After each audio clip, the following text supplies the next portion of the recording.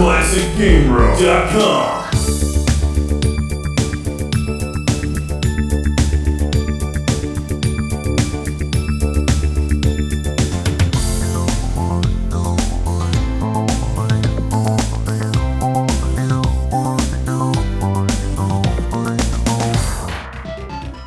Welcome to Classic Game Room, broadcasting from space. Maybe you've read the manga or seen the anime, but you probably haven't played the video game. This is Appleseed on the Super Famicom. I think that Appleseed from Shiro Masamune is one of the greatest comic books ever from the early 90s. Actually, I think the first one was late 80s. The talented artist and writer created another world with these great characters who are part of Iswat, Dunin, and Briarios. And they blow things up with terrific artwork and clever dialogue. Well, I should have known by now. I should have learned a lesson in my life at this point, not to play a game based on a comic book or movie that I love and expect it to be anywhere near as good. Well, I went out of my way to import this game from Japan and play it on our Super Famicom, expecting it to be at least interesting and capture some of the spirit and action of Appleseed, but I'm almost as disappointed in this game as I am in Shiro Masamune himself for just abandoning these great comics and drawing softcore porn posters. Anyway, that's a discussion for another time, but many of you should know him as the creator of Ghost in the Shell, Orion, Tank Police, and a lot of other great manga and anime. Or at least anime based on manga, and some video games like Ghost in the Shell, which are really good. But back to this game, which looks as bland and generic as possible, and the visuals don't lie, that's how it plays too. It's really not very good.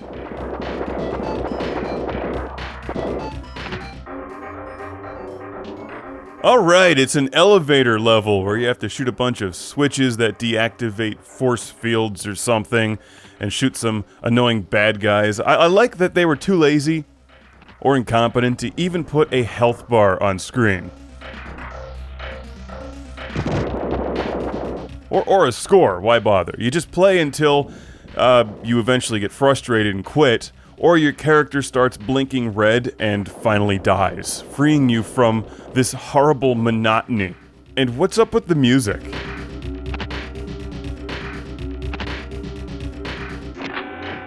I'm disappointed because Appleseed on the Super Famicom could have been so much better. This plays like a bad NES game. Like a bad licensed NES game, like Total Recall. Watch my review of that. They're somewhat similar.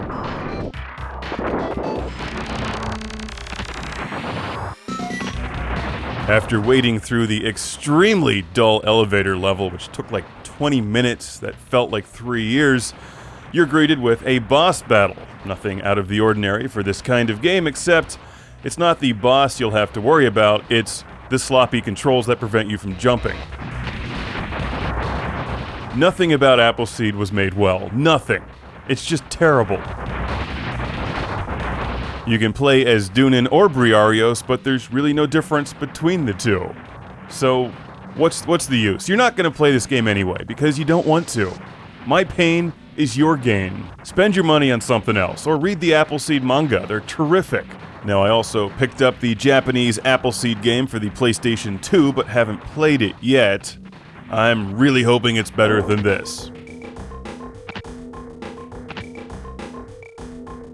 You'll have to go out of your way to find it, but Appleseed on the Super Famicom is only for those who like sluggish, clunky, quirky side-scrollers, or for serious Super Famicom and Appleseed collectors.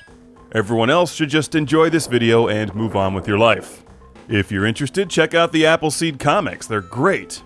In fact, I think I have to encourage you to do that because I don't want this to be the only image of Appleseed that you're familiar with. Because this game does not do the franchise justice.